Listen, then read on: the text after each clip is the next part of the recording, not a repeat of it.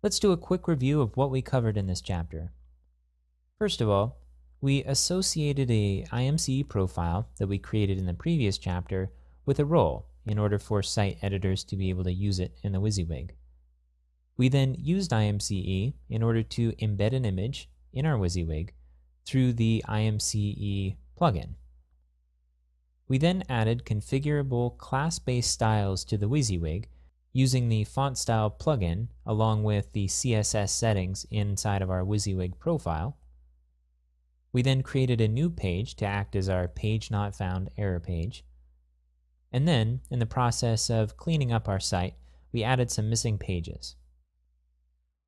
If you're looking for a challenge, here's a few things that you can do. First of all, on certain pages, the background that we set for the footer image seems to clip. It should be a smooth gradient all the way to the background gray, but on some pages it just doesn't stretch that far. So see if you can get that fixed. Next, just like we hid breadcrumbs on certain pages in previous chapters, see if you can hide breadcrumbs on the page not found page. And finally, leverage everything that you've learned in this series to build a whole new project in Drupal 7. And when you're ready, go ahead and watch the congratulations video.